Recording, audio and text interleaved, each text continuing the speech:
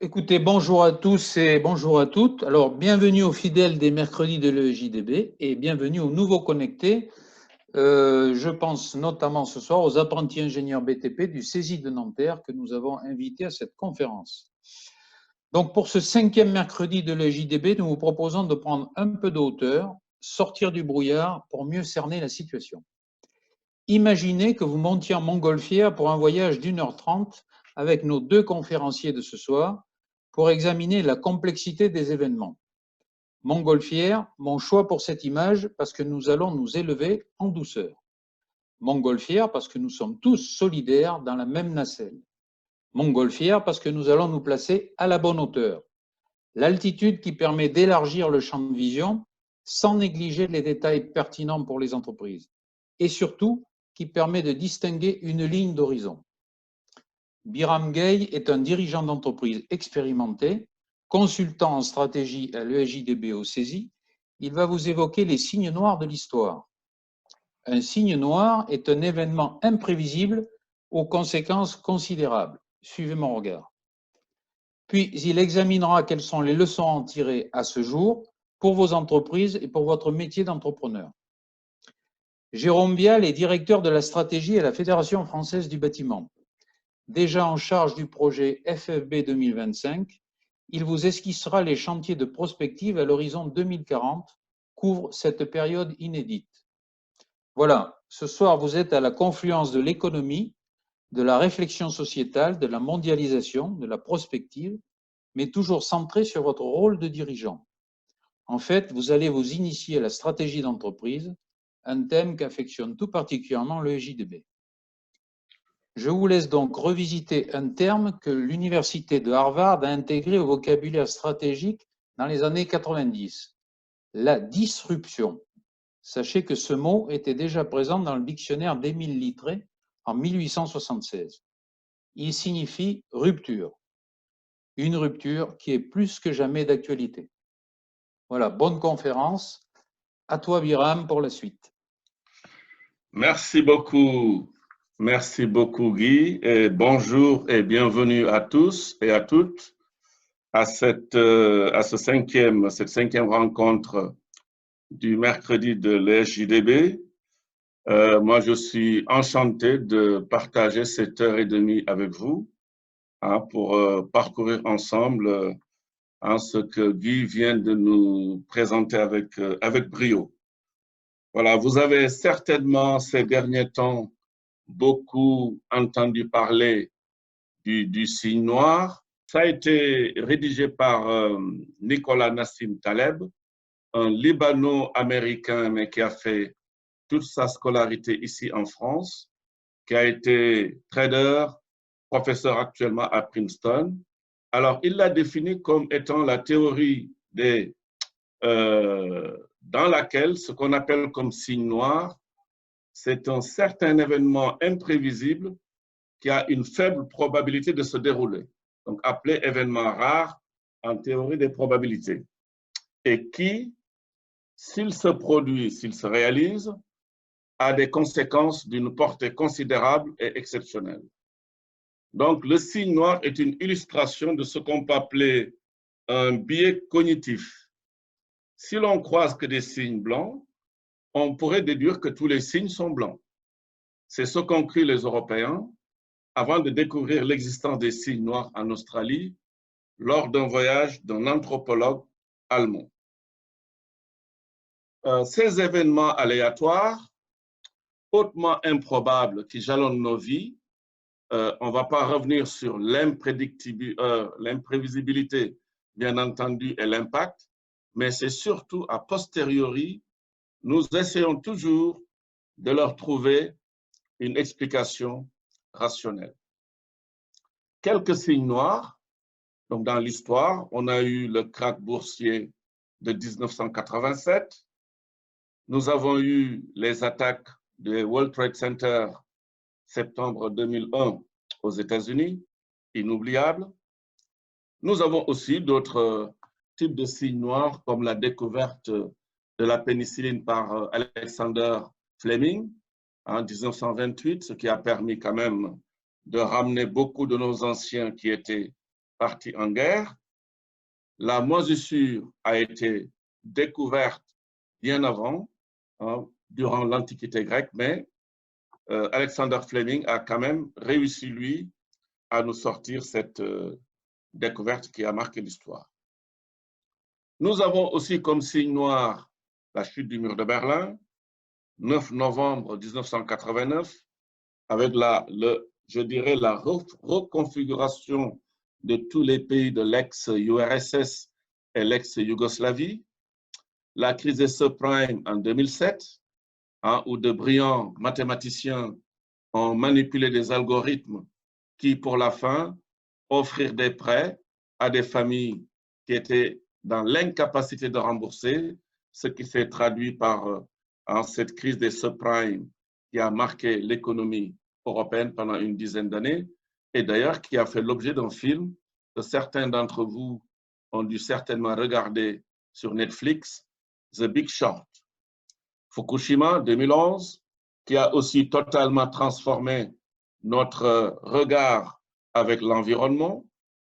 Et nous avons tous ces événements, tous ces signes noirs, bien sûr, ont engendré des mutations phénoménales.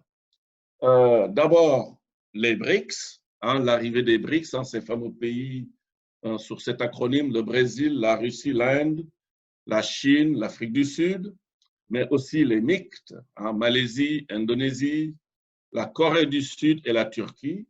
Donc, ces pays qui ont vu leur richesse, parce qu'avant, étant classés dans les pays émergents, ont vu leur PIB grimper et dépasser le PIB de ces pays qui étaient avant dits riches. D'ailleurs, les économistes là parlent de rééquilibrage déséquilibré ou bien de l'inversion des proportions. Mais ces mutations n'ont pas seulement touché ces pays-là, on a aussi des mutations phénoménales au niveau des entreprises. Hein.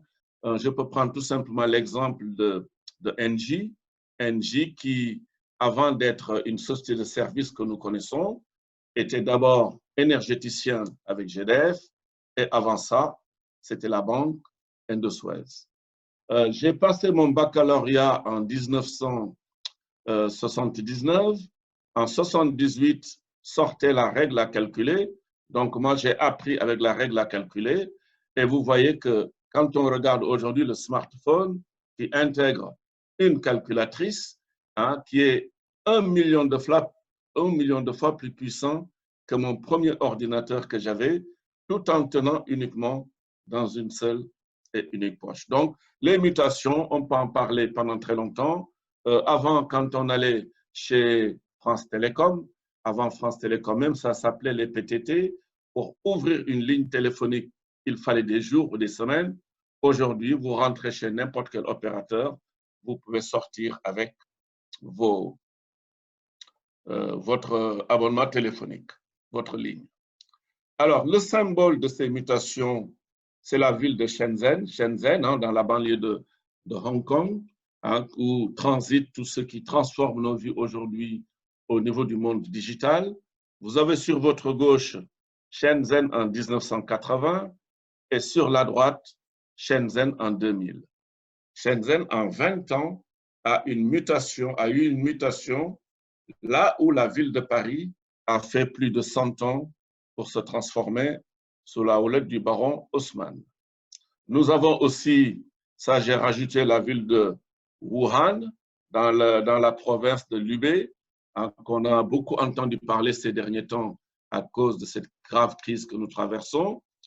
Cette ville qui est aussi, pour certains, le symbole de délocalisation, parce qu'il a permis de le mettre au premier plan pour comprendre comment les stratégies des différentes entreprises et de certains pays jusque-là n'étaient pas dans la bonne direction.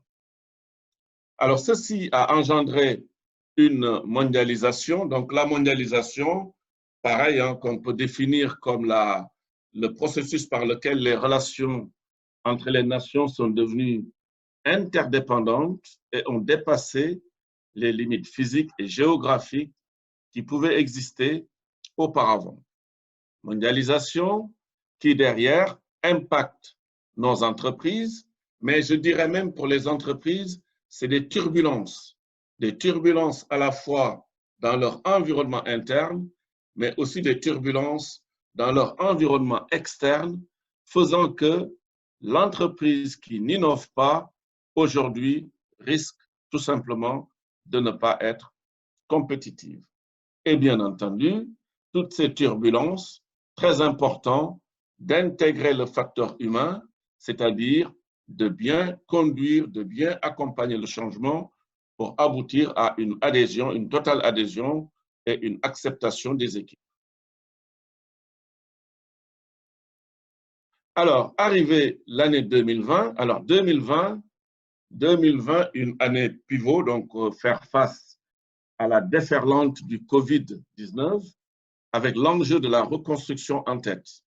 Donc là, nous vivons un événement qui est, on a connu des signes noirs, mais celui-ci est particulier. Et on va y revenir tout à l'heure. Et certainement, d'autres signes noirs apparaîtront, et toujours avec l'opportunité pour nous de nous y préparer. Ce coronavirus, une crise inédite, difficile de ne pas voir. Je me permets de te glisser une question que j'ai eue là. Ouais. Un signe noir comme le Covid peut-il mettre fin au libre-échange? Je pense qu'il y a un certain nombre d'éléments. En tout cas, ça pousse à un certain nombre de réflexions pour dire tout simplement, si on regarde dans le cadre de ce qui nous concerne ici en France, des objets qui sont aujourd'hui clés, comme les masques, et on dépend totalement de la Chine. Est-ce que de là à dire qu'on va arrêter? Je pense que non, mais en tout cas, ce sera revisité et puis inscrit dans une sorte d'égalité qui permet de tirer les leçons de ce qui se passe actuellement. Une précision aussi qui est demandée. Au vu des exemples que tu as donnés, il y aurait donc des signes noirs positifs, pas que des signes noirs négatifs. La pénicilline en est l'illustration. Il y a des signes noirs positifs. Donc, on va retenir pour un signe noir on va dire trois critères. Hein, l'imprévisibilité, le côté imprévisible, fortement imprévisible, l'impact, donc l'amplitude qui est considérable, et le troisième, ben, c'est quelque chose dont on ne va pas arrêter de parler. On continuera toujours à discuter de ça. Donc voilà les trois critères, et je pense que sur ces définitions, effectivement, il y a des positifs et des négatifs. Mais les négatifs sont plus nombreux que les positifs. Ok, merci. Merci à toi. Donc, je disais que donc, cette crise inédite nous pousse difficilement à ne pas faire le parallèle entre cette pandémie et les théories des collapsologues. Hein. Vous savez, ces personnes qui sont très, très férues des théories de l'effondrement.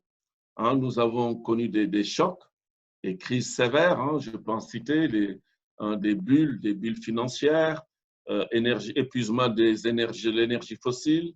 Hein. Nous avons aussi des problèmes de pollution climatique. Depuis quelques années aussi, on jongle entre la post-modernité, le post-capitalisme et le next world, avec la promesse d'une disruption impressionnante. Et en 2020, mais il y a eu cette surenchère de promesses de changement, parce qu'aujourd'hui, beaucoup font des promesses d'un nouveau monde, la réinvention de notre société qui va tenir compte des failles de l'ancien monde, bien sûr, qui fait de la résistance malgré son obsolescence. Alors, ce signe noir, un enchaînement de crises qui est caractérisé par trois choses. Hein. On peut parler aujourd'hui d'une crise sanitaire, ce que nous sommes en train de vivre, très grave quand même. On commence à entrevoir la crise économique très profonde qui se dessine. Beaucoup de risques aussi qu'il y ait une crise financière. Je pense que dorénavant, nous pouvons aussi parler de crise sociétale. Et bien entendu, certains prédisent qu'il y a même des risques d'une crise de famine. Alors, très marqué par l'incertitude, donc une des grandes particularités de cette pandémie, on avance et on s'adapte au fur et à mesure que les connaissances évoluent. C'est nouveau. Hein, les scientifiques, on a des comités scientifiques dans tous les pays.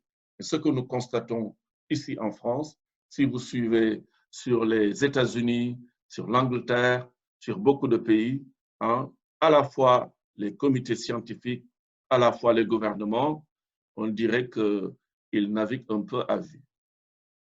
Alors, les réseaux sociaux aussi, donc les réseaux sociaux qui favorisent un climat anxiogène. Je vous donnerai un chiffre, hein, 61%, sondage de l'IFOP, nombre de Français qui se disent inquiets pour eux ou pour leur famille face à cette épidémie. L'inquiétude que suscite ce coronavirus se diffuse très vite, très vite. Mais les réseaux sociaux permettent aussi aux énergies innovantes de se mobiliser. Alors, quelles leçons en tirer? Première leçon, le fait que nous construisons des raisonnements à partir d'informations incomplètes peut nous conduire à des conclusions erronées. Alors, ceci aujourd'hui pousse à remettre en cause le modèle de mélange gaussien, hein, donc de mathématiques, modèle statistique, hein, qui est basé sur la moyenne, la variance, les amplitudes, selon des critères de maximum de vraisemblance. C'est avec ça que nous menons aujourd'hui la plupart de nos démarches. D'ailleurs, à ce sujet, Bertrand Russell, un mathématicien très connu, a fait une analogie. Il imaginait une dinde, hein, qui serait nourrie chaque jour par un fermier dans le but d'être mangée à Noël. Au fil du temps, elle finit par se forger une idée optimiste de son univers où les humains sont gentils et attentionnés. Le temps qui passe semble confirmer sa vision du monde, mais la rapproche paradoxalement du signe noir de son exécution à Noël. D'ailleurs, la mesure de l'indice de confiance qui a été faite la veille de Noël montrait qu'elle avait atteint un niveau maximum. Donc, les leçons à tirer nous amènent aujourd'hui à nous poser la question, et l'entreprise dans tout cela? L'entreprise dans tout cela, mon entreprise, hein, ma très petite entreprise, ma PME, on avait pensé trouver l'entreprise idéale, hein, que j'avais d'ailleurs exprimé lors de la remise des diplômes de la 200e promotion de l'ESJDB sur le thème de l'entrepreneuriat de demain. Hein, ça s'était fait à Paris. Et dans cette présentation, c'était pour prospérer, pour l'entrepreneuriat de demain, l'entreprise doit travailler avec et non plus sans ou contre. Avec, dans sa déclinaison latine qui est le co, hein, on avait passé en revue la preuve par les 7 co qui caractérisent l'entreprise de demain. Le premier co, c'était le COBO. Le COBO, c'était le binôme, le couplage humain et robot. On le voit aujourd'hui, beaucoup d'exemples, hein, des drones qu'on utilise pour faire des inventaires. Quand on regarde dans le domaine du BTP, notamment au niveau de tout ce qui est EPI, les équipements de protection, il y a énormément de technologies qui fait qu'aujourd'hui, nous ne pouvons presque plus travailler sans les machines. Donc, ce couplage entre l'humain et les robots, c'est ce qu'on appelle les cobots. D'ailleurs, nous avons aussi les exosquelettes, hein, qui permettent de pallier à des soucis de pénibilité. On avait aussi parlé d'un deuxième co qui était très intéressant dans l'entrepreneuriat de demain, pour vous montrer pourquoi cette entreprise, on pensait que c'était l'idéal. C'était la compétition, qui est une contraction de coopération et compétition, ce qui signifie tout simplement qu'avec nos concurrents, il peut y arriver aussi que nous coopérons ensemble, notamment en amont dans les phases de recherche et développement, pour mutualiser nos efforts et bien entendu, nous devenons concurrents quand nous nous approchons de plus en plus du client final. Il y avait le troisième co qui était la co-construction, hein, donc ce que j'appelle vers l'intelligence collective, hein, donc co-construction ou co-création, hein, c'est d'associer. Donc là, c'est d'associer les clients pour s'asseoir ensemble et pour définir le produit et le service ou le service sur mesure qui lui est destiné. Le coworking, donc le coworking qui symbolise la mobilité et le travail collaboratif, hein, donc une nouvelle façon de travailler. On viendra un peu plus tard, mais vous voyez qu'aujourd'hui, cette conférence, nous la faisons en télétravail. Et le coworking, hein, ce sont ces espaces qui sont entre l'entreprise et la maison que je peux exploiter quand je suis en déplacement ou tout simplement, je démarre mon activité, je suis seul, mais je ne veux pas être seul. Dans ce cas-là, je vais dans un endroit où je trouve d'autres entreprises qui ont des objets, des statuts totalement différents du mien, mais avec lesquels je peux bâtir des synergies. Il y a aussi collaborative et codétermination ou cogestion qui nous amène sur les principes de bonne gouvernance. Et le septième co, c'était la coopérative, donc terme vieux comme le monde, mais qui montre qu'aujourd'hui, on peut faire des choix de statut juridique d'entreprise pour intégrer le fait que je peux avoir une certaine flexibilité sur le capital et énormément de startups, d'ailleurs, aujourd'hui, exploitent cette voie pour se payer les services d'un vétéran, de quelqu'un d'aguerri, pour venir les accompagner dans leur création.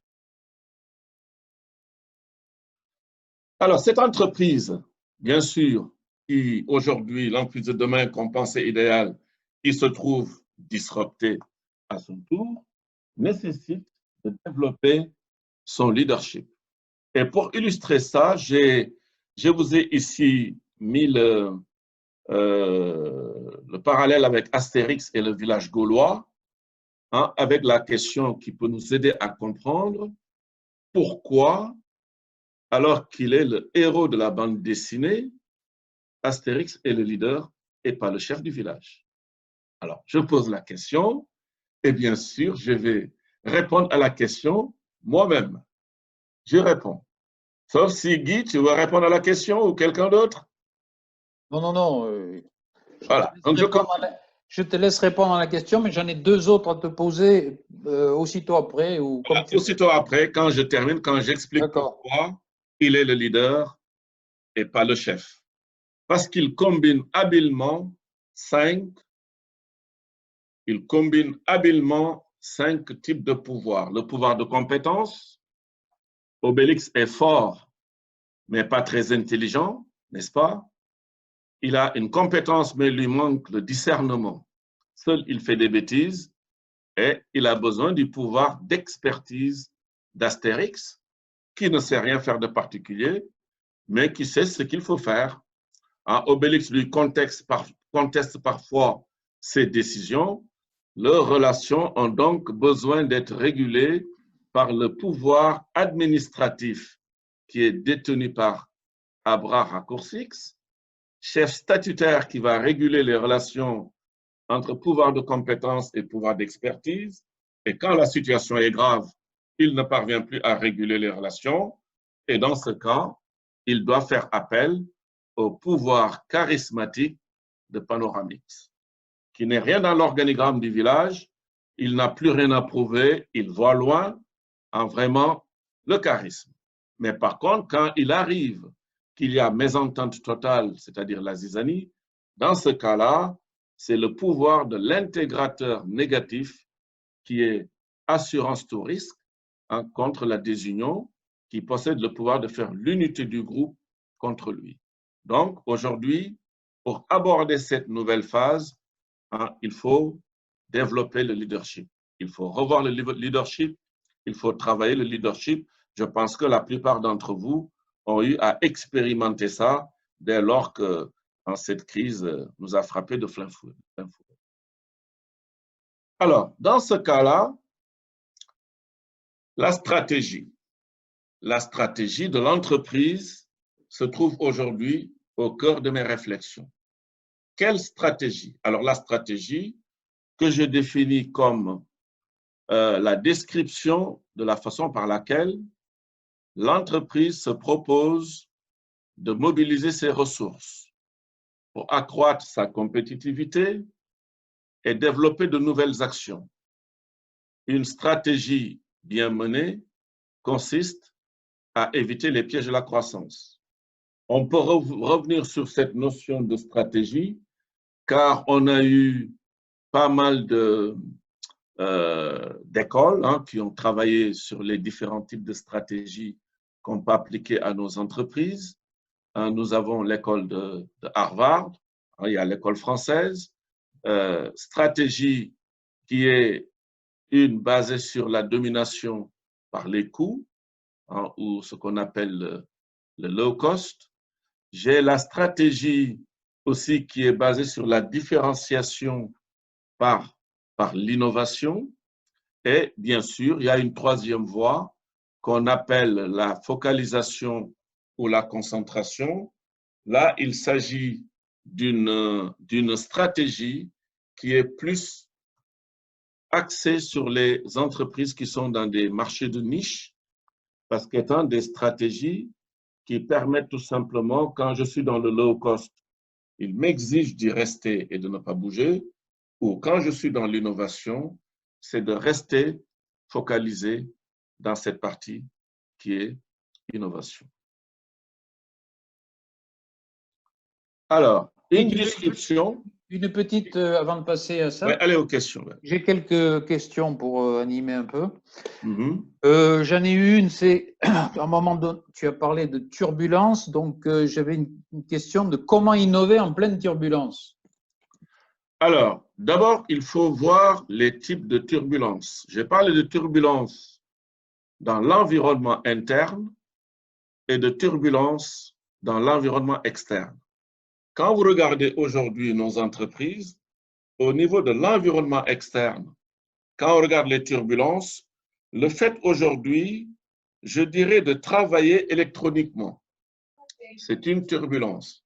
C'est-à-dire le fait de, le fameux B2B, business to business, business to consumer, business to... Vous voyez qu'aujourd'hui, tous les échanges que mon entreprise a à faire avec l'administration, que ce soit l'URSSAF ou les autres services, tout se fait de façon électronique.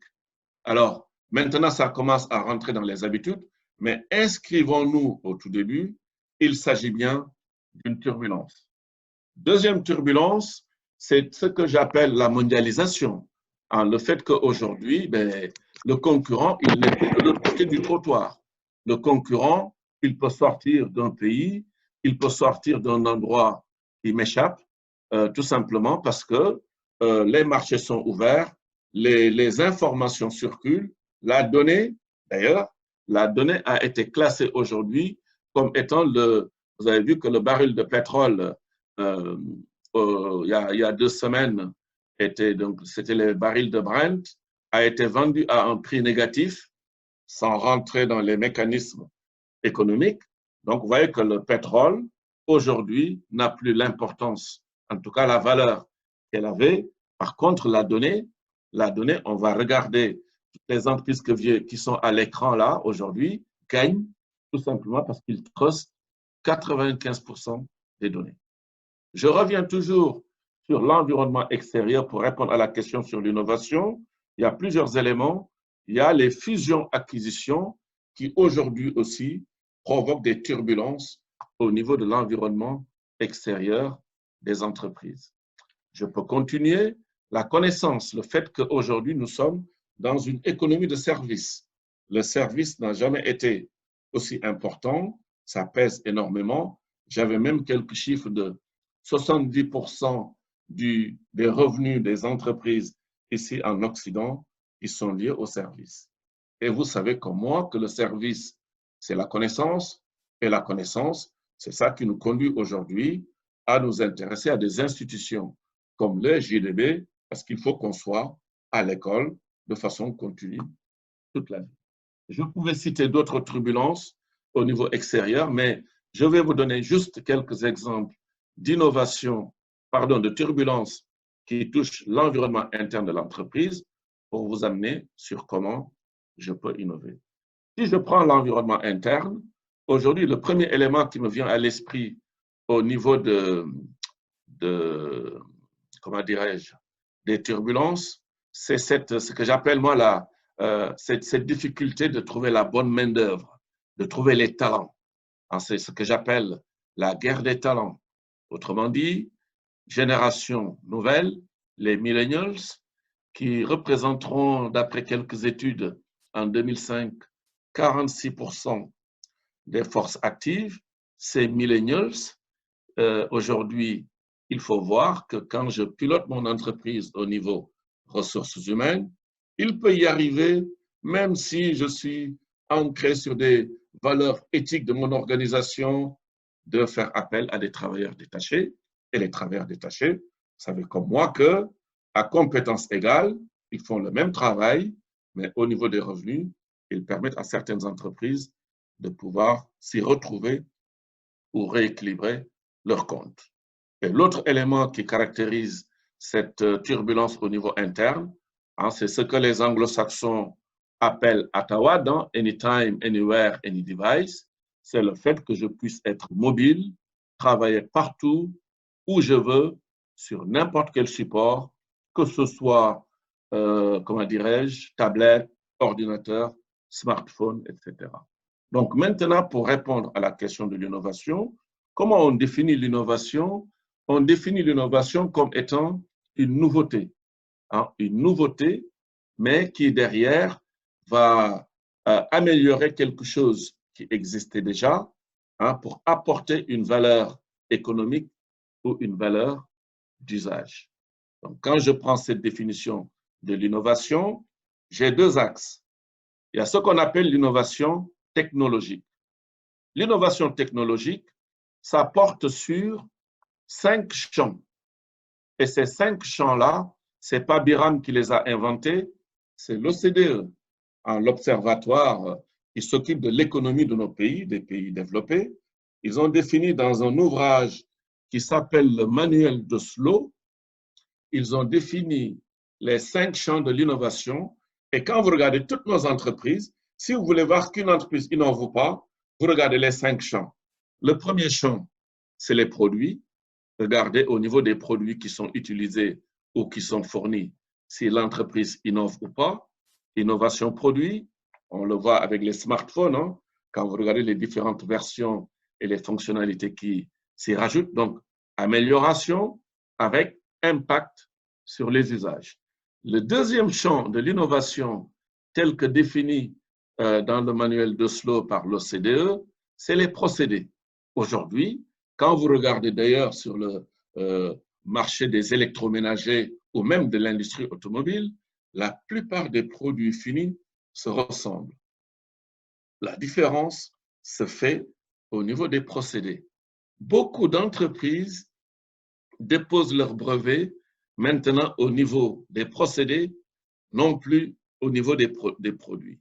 Et dans ces procédés, comment produire, comment atteindre l'efficience, comment produire en respectant cette notion d'environnement. Donc, autrement dit que même la définition de la performance a été redéfinie parce que jusque-là, on sous-entendait performance économique ou financière, alors qu'aujourd'hui, la performance, elle est entendue globale, c'est-à-dire ayant 3 dimensions, une dimension environnementale, une dimension économique et une dimension sociétale.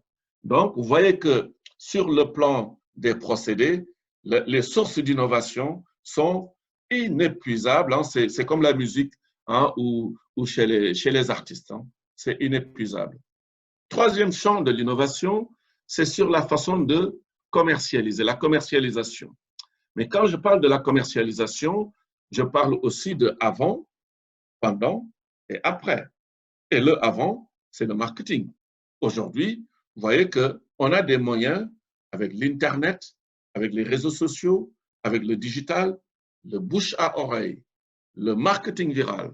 Aujourd'hui, si je fais du travail qui est bien, si mon client il est content, il peut facilement partager avec d'autres, ce qui peut créer ce qu'on appelle le buzz, qui peut aujourd'hui aider mon entreprise à pouvoir se donner une visibilité qu'avant, il fallait dépenser énormément d'argent, passer par des agences de presse pour pouvoir y arriver.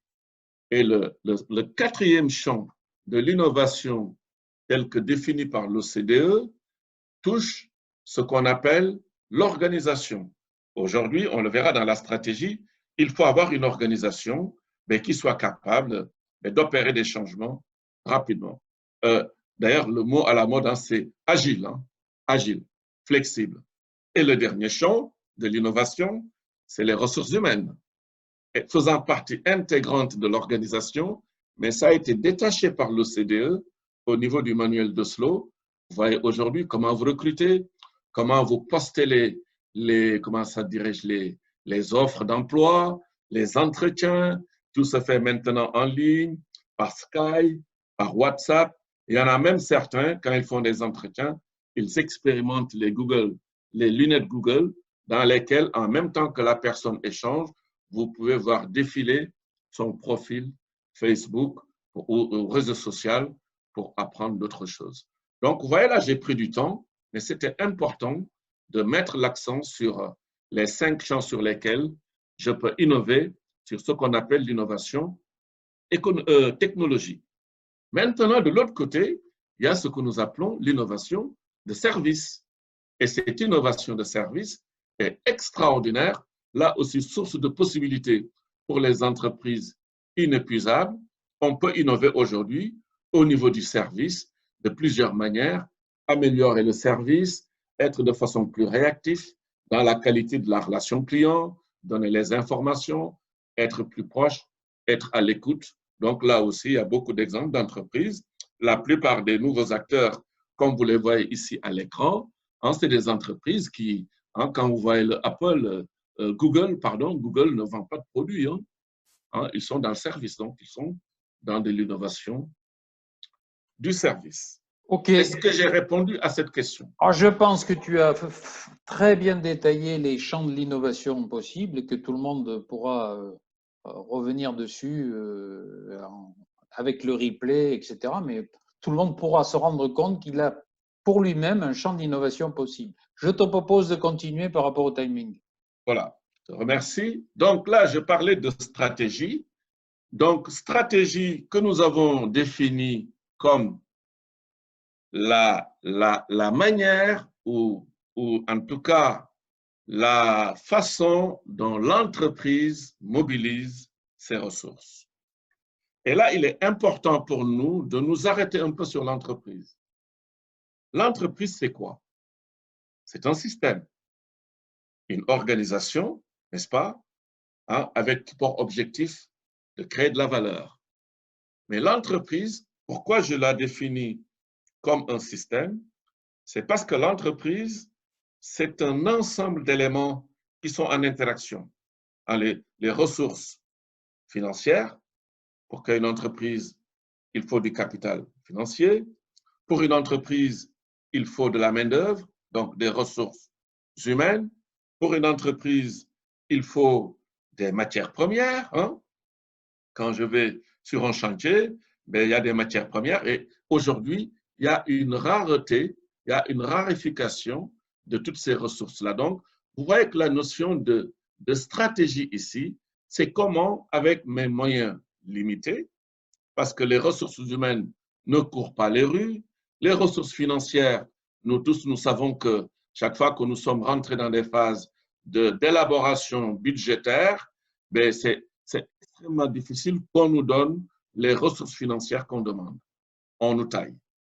Voilà. Donc, la stratégie consiste à voir maintenant comment, avec ces ressources limitées, n'est-ce pas, les compétences, parce qu'il faut que je forme mes gars, il faut que je les coach, il faut que je transforme. Des fois, je dois investir dans une infrastructure où mon entreprise se situe. Il faut que je développe des techniques ou des partenariats pour améliorer ma chaîne d'approvisionnement. donc toute la chaîne logistique, parce que l'endroit où je stocke mes produits et l'endroit où je réalise mes projets ou mes chantiers, eh bien, c'est des kilomètres. Donc là, ça me pousse à être créatif.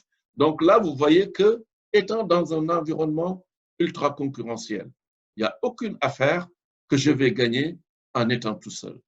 Même la plus petite affaire aujourd'hui, on nous met en concurrence.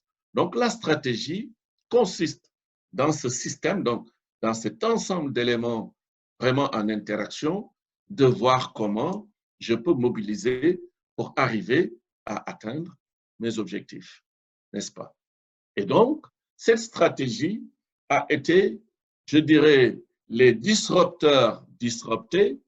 Autrement dit, si je regarde aujourd'hui ces entreprises qui sont les GAFA, hein, les géants du web, hein, qui aujourd'hui, quand vous regardez Wall Street, hein, sur les 10 meilleures capitalisations, 6, ce sont ces entreprises-là, qui ont l'air, d'ailleurs pour certaines, de traverser la crise en tirant profit, en même temps que d'autres aussi sont en train d'expérimenter des difficultés comme beaucoup d'autres. Les BATX, les équivalents chinois, il ne faut pas qu'on les oublie, parce que ces entreprises-là, Beidou, Alibaba, Tencent et Xiaomi, sont aussi ultra performantes. Ces entreprises, pour moi, ce qui les caractérise, c'est le fait que le modèle sur lequel on s'appuyait pour bâtir la stratégie, c'est-à-dire d'arbitrer pour toujours voilà, la notion de profit, calcul de moyenne, calcul de variance, calcul de marge, ces entreprises-là sont dans une logique de rente.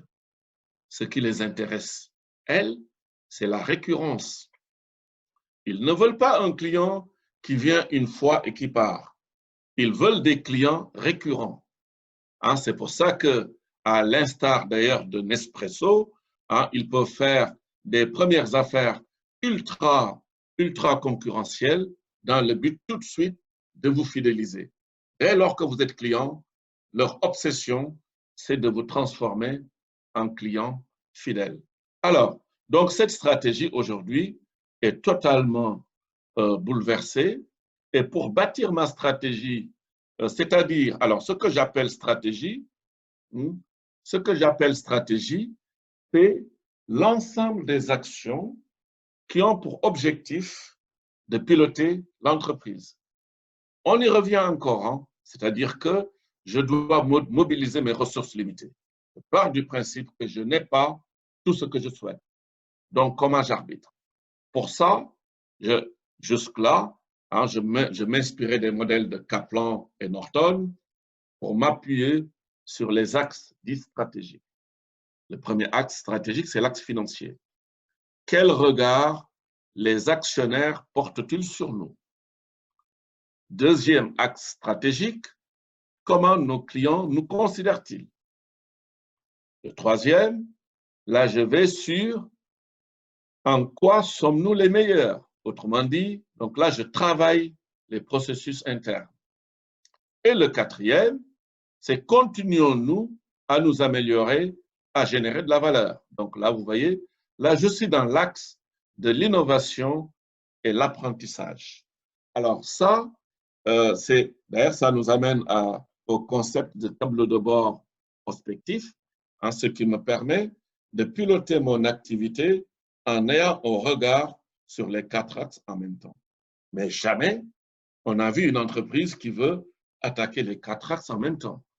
En général, quand je bâtis un plan stratégique, c'est-à-dire mon entreprise dans les 4 prochaines années, n'est-ce pas?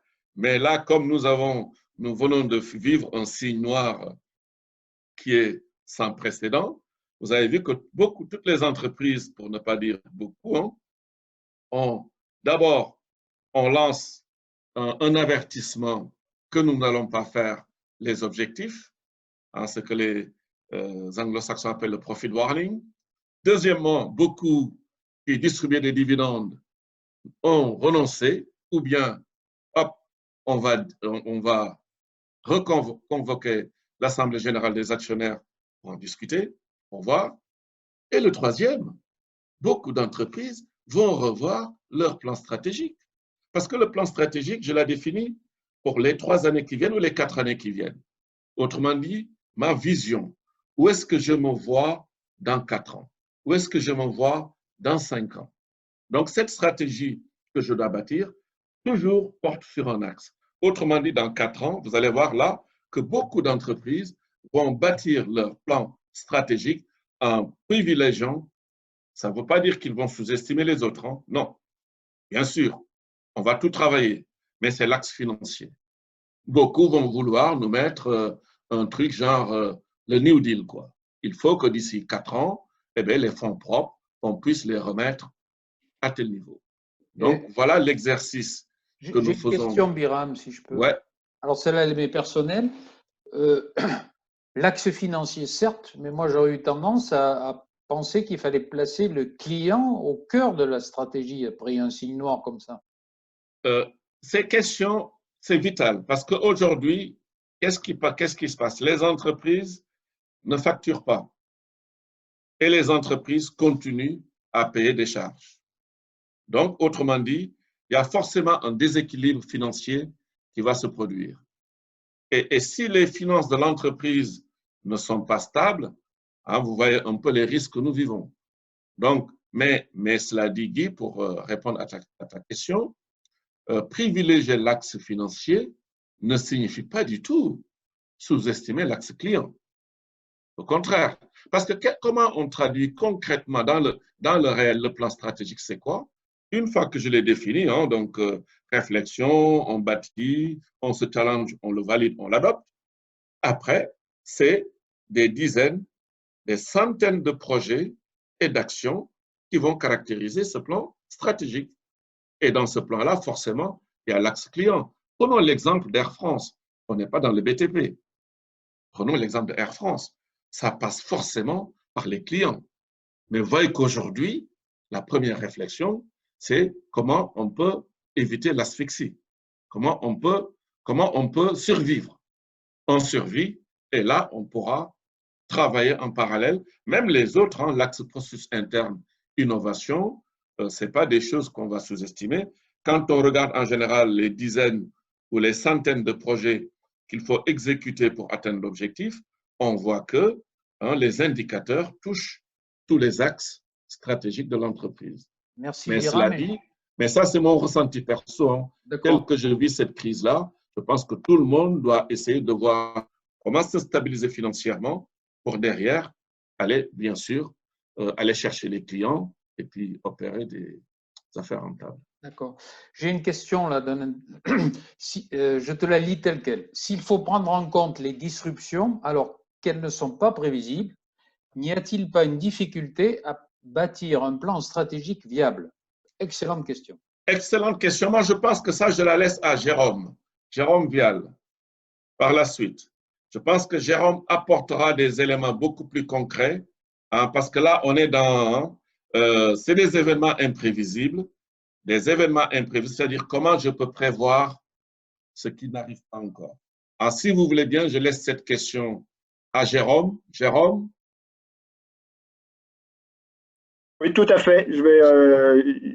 J'y répondrai tout à l'heure. Ouais, je pense que ta réponse sera très, très percutante là-dessus. Est-ce qu'il y a d'autres questions, Guy? Non, tu peux poursuivre. D'accord. Donc là, quelle stratégie? Donc la question ici, c'est que pendant le confinement, voilà, une période propice à la réflexion, hein, parce que dès le début, on pensait tous qu'on allait s'ennuyer, qu'on allait manquer du temps, mais je ne sais pas vous, mais moi, je me trouve aujourd'hui plus chargé qu'avant. Je me demande même comment j'ai pu faire avant. Autrement dit que pendant le confinement, je ne sais pas si c'est parce que je me donne... j'ai pris le... Vous vous rappelez tous de Gérard Daboville. Hein? Gérard Daboville avait réussi la traversée avec à la rame. Et l'expérience de vécu de Gérard Daboville, parce que quand on parle de confinement, lui, il était confiné. Parce que le bateau, là, c'était même pas un bateau dans lequel il était. Quand il expliquait, il était presque sous... C'était comme nous, si on nous avait mis sous une table, quoi. Il vivait dedans. Qu'est-ce qui lui avait permis de tenir? Il disait qu'il avait déjà le bout du tunnel. Il savait qu'au bout, il y aurait la lumière. Et deuxièmement, il disait qu'il avait un agenda, mais qu'il suivait à la lettre, tous les jours. De telle heure à telle heure, je dois faire ça. De telle heure à telle heure, je dois faire ça. Même les dimanches, il se disait que les dimanches, il fallait qu'il se rase, etc., etc. Et il s'y est tenu. Donc, c'est pour dire tout simplement que quand on est dans cette période de confinement, cette impression de beaucoup de travail que nous avons, c'est parce que je pense, comme moi, vous avez un agenda et vous dites, voilà, de l'heure à l'heure, et tous les jours, je répète, c'est ça qui nous a permis aussi, entre autres, d'éviter l'ennui. Mais pendant ce confinement, un peu de brainstorming, hein? Situation de crise, des réactions différentes, d'autres modes de travail et de communication. Qu'avez-vous pu mettre en... Parce que vous ne vous êtes pas laissé aller, hein? Je pense que vous avez essayé de mettre en œuvre quelque chose dans vos équipes, faire face à la peur, accueillir, écouter, parce que les personnes ne réagissent pas de la même manière par rapport aux situations, hein? Établir ici ce que j'appelle les fondamentaux qui sécurisent chacun, permettre la mobilisation collective. Ah, il y en a vraiment qui ont eu des réactions admirables. Et pourquoi avez-vous aussi un rôle primordial? Encore quelques chiffres. Hein. Il n'y a pas 79% des travailleurs français n'ont jamais eu accès au travail à distance. Mais aujourd'hui, nous avons seulement 45% des salariés qui y sont actuellement. Donc, cette nouvelle forme de travail, aujourd'hui, on est obligé de l'adopter sur certains métiers, bien entendu.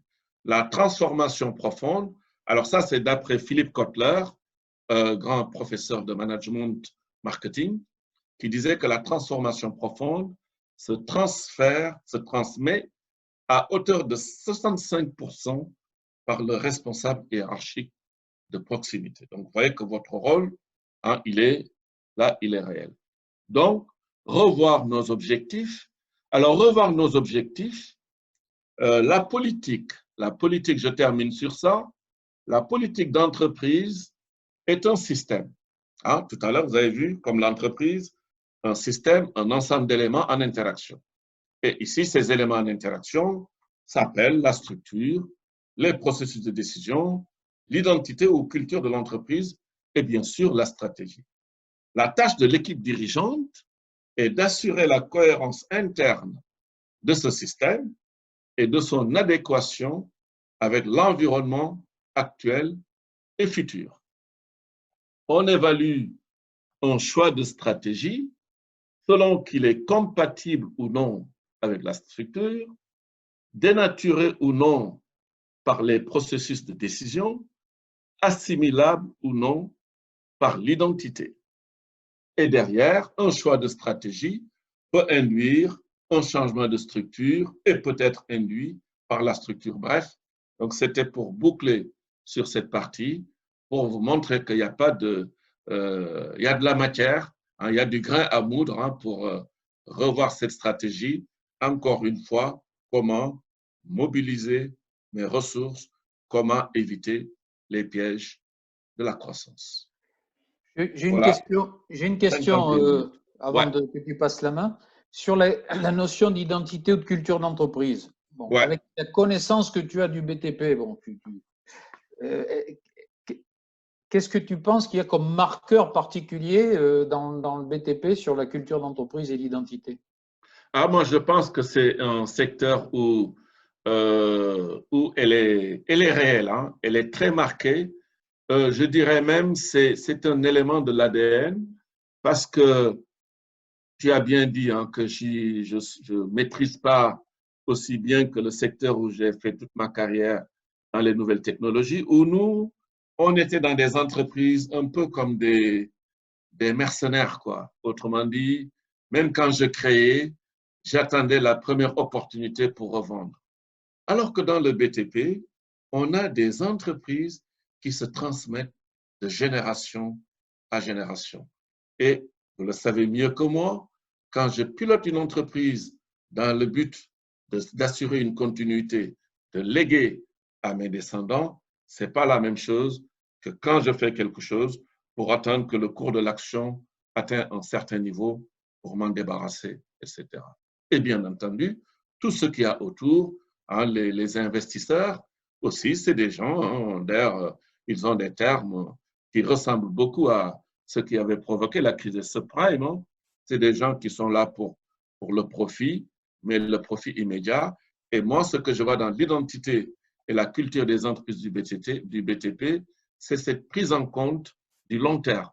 Et je pense que quand on regarde tous les signes noirs, on a des périodes très, très, très dures. Mais après quelque temps, hein, comme j'irais de Gérard Daboville, eh bien, on voit le bout du tunnel. Et donc, vous êtes dans un secteur où la notion de long terme, vous travaillez sur le long terme, hein, vous travaillez sur du dur, donc vous êtes dans la réalité. Donc, je pense qu'il faut maintenant s'appuyer sur la Fédération française du bâtiment. En plus, c'est très bien structuré. Jérôme Vial va venir mettre la couche qu'il faut derrière. Et puis, l'école supérieure des jeunes dirigeants du bâtiment, hein, où j'interviens moi depuis maintenant 2 ans avec un plaisir immense, hein, qui accompagne les entreprises pour structurer tout ça et puis vous permettre de faire face aux aléas. Voilà ma réponse, Guy. Très bien. Je te propose de… J'ai 1 ou 2 questions, mais on les reprendra à la fin. On va laisser parler Jérôme Vial. D'accord. Donc, Jérôme, je passe la main. Oui, tu avances le diapo jusqu'à… Voilà. Voilà. Les jours d'après. Les jours d'après. Encore. Voilà. Voilà. Allez, Ah bon, passe. Jérôme, reviens. reviens. Bon. Reviens avant. Elle arrive trop tôt, celle-ci. Voilà. Vas-y, Jérôme. Bien, merci. Bah, tout d'abord, je voudrais féliciter Biram pour sa brillante intervention, à la fois sur la théorie du signe noir et l'imprévision et sur les éléments de stratégie très précis qu'il a développés. Moi, je vais avoir d'abord plutôt un complément, hein, donc sur un certain nombre d'aspects, quinzaine de minutes, hein, pour intervenir. Donc, je vais essayer de vous donner quelques éléments et peut-être revenir sur quelques outils qu'on peut utiliser dans l'entreprise, notamment en matière de réflexion sur l'avenir. Et donc, vous parlez… Pardon ? Veille bien à te mettre en face de ton micro, juste pour le confort des gens. D'accord, ok. On est dans une situation, il est vrai, complètement paradoxale, hein, parce qu'on est dans une situation où l'incertitude domine dans tous les domaines. On ne sait même pas quand est-ce que la crise va se terminer, et les annonces du Premier ministre ont bien montré que de toute façon, il y avait énormément de sujets sur lesquels on ne savait pas ce qui allait advenir. Et pourtant, il faut agir, et pourtant, il faut fixer des caps, fixer des plans d'action. Et donc, la première idée, hein, et là, j'aborde la question que Biram m'a cédée tout à l'heure, le fait qu'appréhender l'avenir soit difficile ne doit pas empêcher de s'y atteler. Voilà. Une chose qu'il faut bien avoir en tête, c'est que l'avenir ne se prédit pas. C'est-à-dire, il y a des mages qui ont essayé, des prophètes, mais la prédiction, ce n'est pas, ça ne se réalise pas. Et si l'avenir ne se prédit pas, il se construit par ailleurs. Et la différence est assez notable. Gaston Berger, qui est le père de la prospective en France, disait « Demain est moins à découvrir qu'à inventer ». Et je pense que ça, c'est quelque chose d'extrêmement important, parce que finalement, c'est le rôle notamment des chefs d'entreprise, hein, de définir l'avenir qu'ils veulent. Alors, il y a des outils, hein, pour ça. C'est tout l'objet de ce qu'on appelle la prospective, qui est un outil d'orientation stratégique, d'aide à la décision et un outil d'action. Ce n'est en rien un outil de prédiction. La prospective, c'est imaginer, travailler sur des scénarios possibles pour l'avenir et sur cette base-là, définir un futur souhaitable et s'attaquer à sa réalisation. Voilà.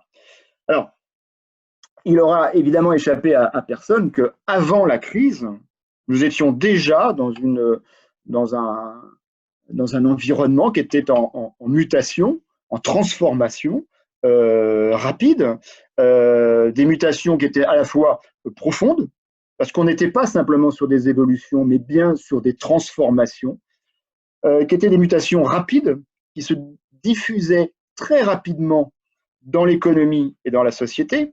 Biram l'a évoqué, des mutations généralisées, c'est-à-dire qui concernaient l'ensemble des secteurs économiques des pays, et puis des mutations qui étaient systémiques, c'est-à-dire qui étaient en interaction, qui interagissent les unes par rapport aux autres.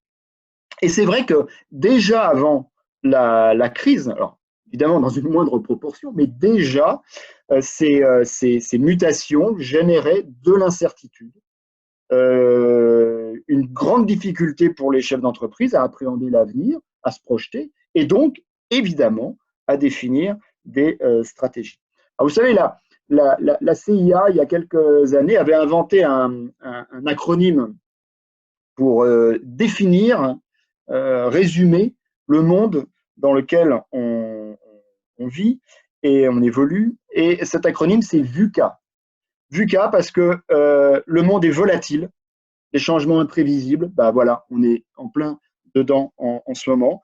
Imprévisibles dans leur échelle et leur vitesse, c'est exactement le signe noir. C'est un monde qui est incertain, alors c'est le U de VUCA, mais c'est uncertain en anglais, incertain parce que difficulté donc à prévoir, qui pèse évidemment sur la décision. Il est complexe parce qu'il y a de nombreuses composantes et de nombreuses interactions. Et puis, c'est un monde ambigu parce que l'information peut être interprétée de différentes façons. Voilà. Et malgré ça, malgré qu'on soit dans un monde VUCA, je le rappelle, c'est pas parce que c'est difficile qu'il ne faut pas s'y atteler. Alors, je vais vous donner un exemple, hein, puisque la FFB a lancé en fin d'année dernière une démarche prospective sur le secteur du bâtiment pour essayer d'imaginer les futurs possibles pour le secteur à l'horizon. Alors, on s'était fixé à l'horizon 2040-2050, parce que si on fait de la prospective à 5 ans, ce n'est pas vraiment de la prospective. Hein. L'idée, c'est d'avoir des tendances de long terme. Bon, évidemment, cette démarche a été suspendue avec la crise, mais on va la reprendre. Et du coup, je te propose, Biram, si tu le veux bien, de passer à la diapositive suivante. Nous avons, à l'occasion des premiers travaux réalisés, identifié 8 grandes thématiques qui vont structurer, qui vont influer, qui vont agir sur l'avenir du secteur du bâtiment et de ses entreprises. Alors, évidemment, ces 8 grandes thématiques ne sont pas isolées, hein, il y a des interactions entre, c'est le principe, hein, les frontières ne sont pas étanches. Je vais quand même rapidement vous les présenter. La première thématique, c'est le modèle économique et social des entreprises, du bâtiment demain. Comment va-t-il évoluer? Quelle sera demain la place du salariat dans les entreprises? Comment les chefs d'entreprise arbitreront entre les questions de coûts, de risques et de complexité liées au salariat dans des logiques de rentabilité et évidemment de productivité. Quelle sera demain la place du travail détaché? Biram l'a rapidement évoqué. C'est vrai que dans le bâtiment, c'est un sujet. Comment se positionneront les entreprises dans la chaîne de valeur? La valeur sera-t-elle toujours sur le chantier et la main-d'œuvre, Ou demain, la valeur va-t-elle se déplacer en amont, hein, sur toutes les fonctions amont de l'entreprise, ingénierie, ou aval, hein, sur facility management, etc.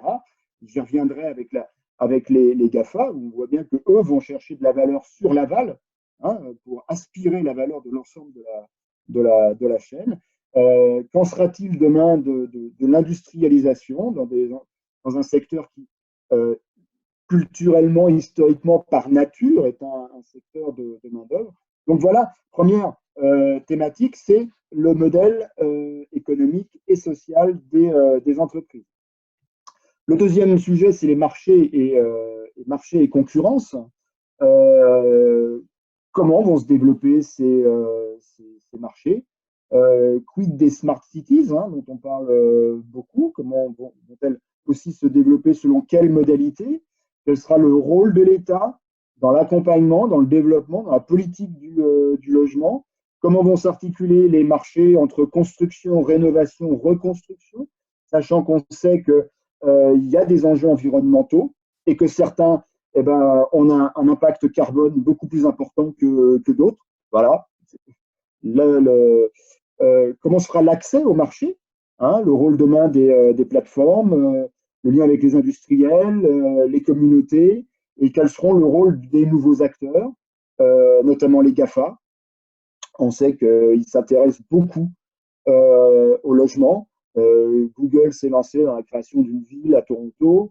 Amazon a investi dans des logements. Il y a des nouvelles entreprises qui se sont créées, donc non pas centrées sur le process, mais sur l'usage du bâtiment et de la technologie qu'il y a dedans. Et puis, qui sera finalement propriétaire des données. Et là, on pense évidemment à la question des objets connectés. L'environnement macroéconomique, bon, je passe rapidement là-dessus parce que c'est plus classique, mais il y a évidemment la question des migrations, hein, qui va se poser, la question des inégalités sociales, du vieillissement de la population, la problématique des retraites, question d'inflation. Hein, bon, je veux dire, quand on voit les milliards qui sont déversés actuellement pour soutenir l'économie, on peut se dire que demain, il va y avoir un regain d'inflation. Comment vont évoluer les taux d'intérêt, dont on sait que c'est un indicateur important pour le bâtiment, et notamment pour la construction de logements. La question de la dette, hein, qui déjà était prééminente avant la crise, qui demain va se retrouver également encore plus centrale, la précarisation de l'emploi, l'accès au crédit, enfin bon, bref, vous y voyez bien toutes les questions qui sont liées à l'environnement macroéconomique. La transition écologique et environnementale, alors, il y a énormément de choses, je passe rapidement parce que les chefs d'entreprise du bâtiment connaissent déjà bien cette problématique, mais finalement, c'est la question par exemple, la question de gestion des déchets, du recyclage, des matériaux, des circuits courts, de l'économie circulaire, de son impact derrière sur l'économie de l'entreprise. Comment atteindre les objectifs 2050, hein, de la stratégie bas carbone, alors qu'il n'y a pas de signal prix pour l'instant sur le sujet, et est-ce que ça va rester une priorité forte après la crise, dans un contexte économique qui sera très dense? Est-ce qu'il y aura un marché du carbone qui va effectivement se mettre en place pour ça? Quelle destinée pour le Green Deal européen? Est-ce qu'effectivement ça va lancer une dynamique très forte autour de l'environnement? Est-ce qu'on ira vers les obligations de travaux? Et puis quid des questions autour du biomimétisme en matière de construction, de villes-forêts, des villes flottantes, etc. Bon, on voit bien en matière de prospective à 20-30 ans tout ce qu'il peut y avoir. Une autre thématique, c'est les usages et les pratiques du bâtiment. C'est-à-dire comment les Français, mais beaucoup plus largement, hein, dans le monde, comment on va habiter finalement demain, qui pose là aussi des tas de questions, hein. C'est la question de l'adaptation des logements, de la transformation des bureaux en logements. Il y a la question des usages versus propriété. Le coût d'accès, le coût d'achat va-t-il amener à séparer propriété et foncier? Comment se passera demain l'accession à la propriété? Les nouveaux usages autour des colocations. Le logement en termes de patrimoine, et notamment dans une logique de retraite, restera-t-il pertinent? L'évolution des besoins, l'évolution des modes familiaux, hein, voilà, donc des logements qui doivent s'adapter à l'évolution de la vie. Donc on voit que là aussi, il y a énormément de sujets. Entreprises et sociétés, alors là, le sujet, pareil, hein, est important, même s'il peut apparaître un peu plus périphérique par rapport au secteur du bâtiment. Mais finalement, à quoi ressembleront les entreprises de demain et à quoi ressemblera le tissu entrepreneurial français, alors qu'on voit depuis 40 ans une tendance à l'atomisation du secteur, hein, avec un développement des petites et très petites entreprises au détriment des ETI. Donc demain, quid de la croissance des entreprises? Évidemment, la question de la place de l'entreprise dans la société. Alors on parlait déjà avant de RSE, d'engagements sociétaux, etc. Quels seront les rôles demain qui seront assignés aux entreprises dans la société? Il y a évidemment derrière toutes les questions de gouvernance et de management qui sont derrière, des modes de recrutement, des types de salariés, des compétences nécessaires dans les entreprises, de la relation avec les jeunes, avec les millennials, etc. Donc, bon, on voit énormément de choses. Et puis, autre sujet qu'il faut avoir en tête, hein, c'est la question de l'activisme environnemental qui se développe et qui a commencé déjà avant la crise, mais je vais revenir après sur les effets de la crise. Voilà, le bâti-bashing, on a vu déjà des activistes s'en prendre aux entreprises, montrer le bâtiment du doigt, on a vu les questions d'artificialisation du sol, l'accusation vis-à-vis du secteur, voire de ces entreprises, de bétonner, d'aller contre l'environnement, etc. Donc il faut aussi qu'on anticipe et qu'on suive ces évolutions. Sur les modes constructifs, évidemment, toutes les questions qui sont liées à l'innovation technologique. Alors, Biram en a beaucoup parlé, hein, mais il y a la question de la robotisation, emploi humain, cobotique, la collaboration homme-robot, la capacité d'absorption de la technologie par le secteur, avec tous les risques éventuels ou pas de fracturation du secteur, l'industrialisation des process, qui a déjà des prémices, notamment avec le hors-site, etc. Le BIM, le Lean, les objets connectés. Enfin bon, je ne développe pas plus les types de matériaux biosourcés, utilisation, impact carbone des matériaux, etc. Et dernière thématique hein, d'impact, c'est ville et territoire. Parce que, évidemment, le bâtiment, même si certaines grandes entreprises travaillent à l'étranger, c'est du local et que donc il est intimement lié, son devenir est intimement lié au devenir des territoires et des villes. Et là, ça pose évidemment la question de l'attractivité économique des territoires, de la mobilité, de la lutte contre la fracture territoriale. Donc, quelle politique de transport, quel coût pour les déplacements demain, le rapport à la proximité avec le numérique, l'équipement des territoires, l'évolution économique des zones hors métropole. Enfin bon, on imagine bien tout ce qu'il peut y avoir, derrière. Alors, Jérôme, je voudrais, oui. si tu le permets, glisser les questions, parce que comme on ne sait jamais, le temps avance et j'en ai eu. Alors, soit pour toi, soit pour Biram, finalement, parce que tu sais, les choses décantent et puis des fois, ils se posent des questions. Donc, vous voyez quel est le plus pertinent pour répondre. On revient sur le signe noir avec y a-t-il des risques ou opportunités dans chaque signe noir? ou celui-là en particulier n'a-t-il que des risques? Je prends, Jérôme. Vas-y. Je compléterai Ouais. éventuellement avec un ou deux trucs. Moi, je pense que toujours, c'est des moments, hein, c'est des moments où dès lors que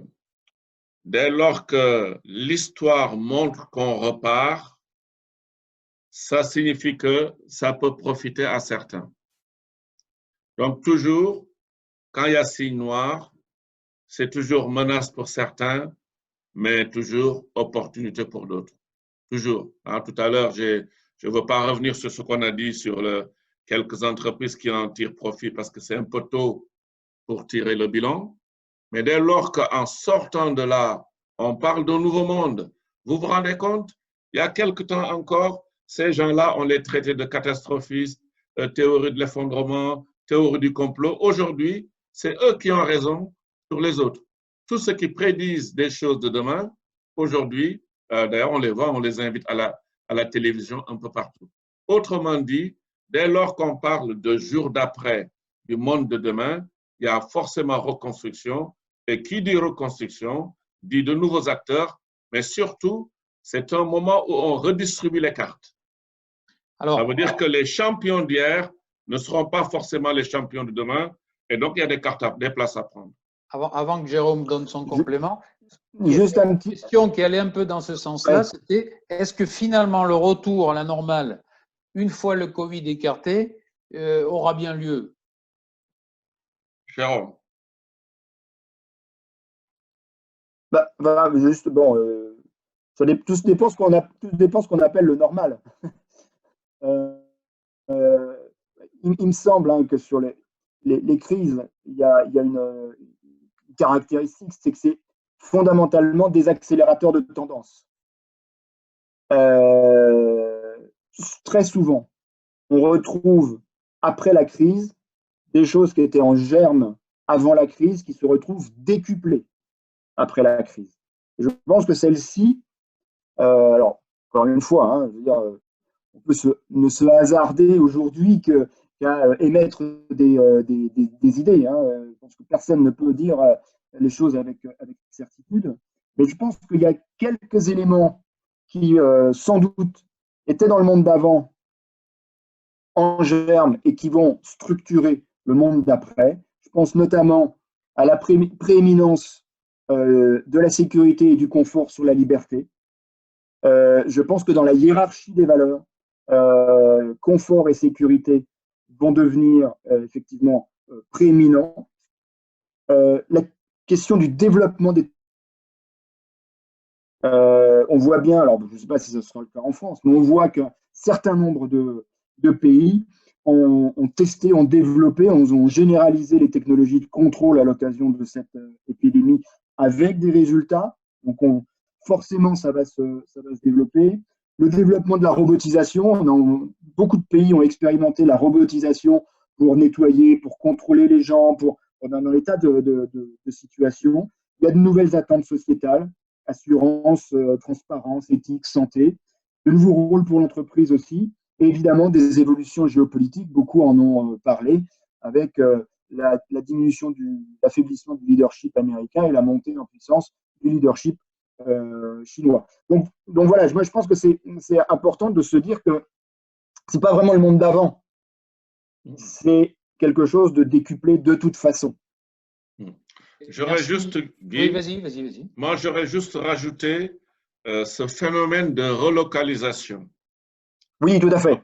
Ouais, moi, j'ai fait mon raccourcissement des circuits, oui, bien sûr. J'ai fait mon MBA il y a longtemps, et à l'époque, la mode, c'était l'outsourcing. En français, externalisation. Vous n'externalisez pas, vous n'étiez pas à la page. Aujourd'hui, on sait très bien, même si on n'est pas dans le secret des dieux, qu'il y a énormément d'activités qu'on avait éloignées qui risquent de se rapprocher. Donc, c'est des sources d'opportunités forcément et des sources d'emploi. Et même si on essaie d'être un peu terre à terre hein, sur le peu qu'on sait sur le déconfinement, c'est-à-dire l'ouverture des écoles, toutes les mesures qu'il faut mettre en place, pour moi, tout ça, c'est des sources d'opportunités nouvelles pour les entreprises. Parce qu'il faut Merci. rénover, il faut faire des travaux, il faut adapter, il faut bâtir quelque chose de nouveau. Merci, Biram. Jérôme, en revenant sur ton schéma, mais alors en étant concis compte tenu que l'heure avance, mais j'ai eu une question de quelqu'un me demandant, fort à propos, pourquoi c'était ces 4 et 8 thèmes qui avaient été choisis.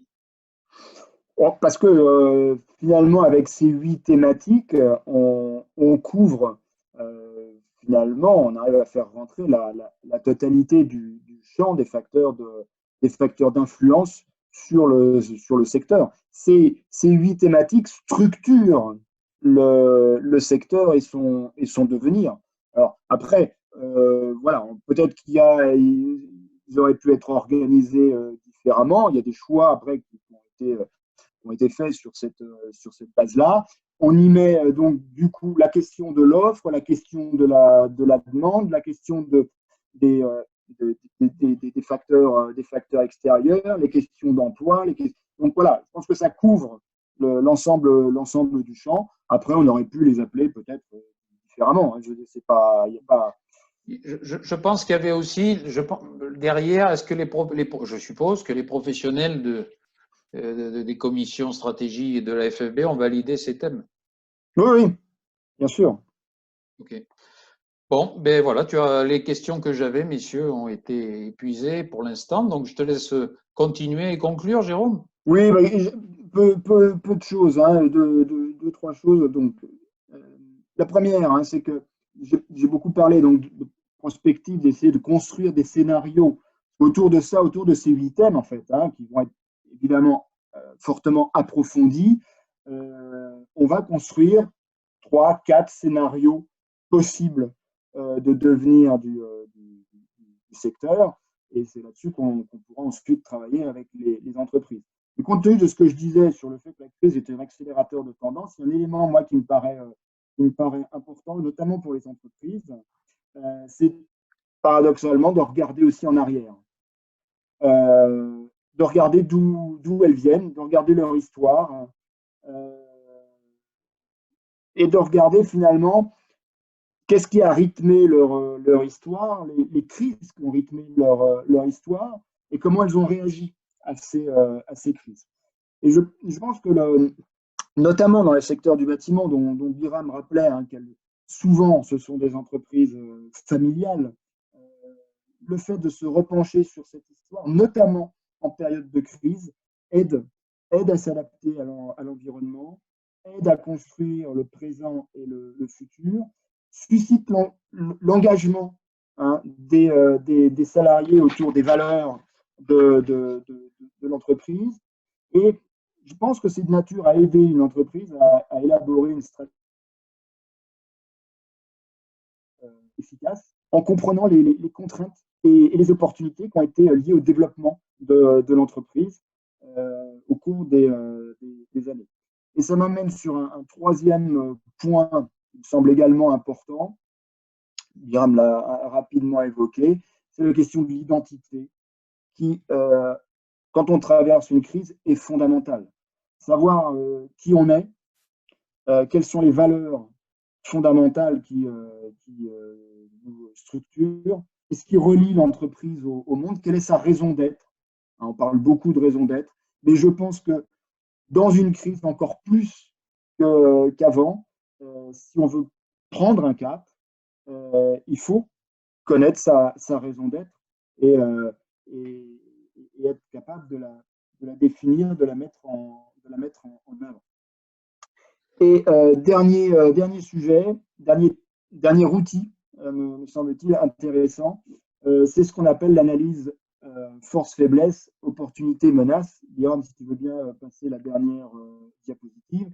C'est ce qu'on appelle une matrice SWOT dans les langages anglais de management. Je pense que c'est important, notamment en période de crise, pas seulement.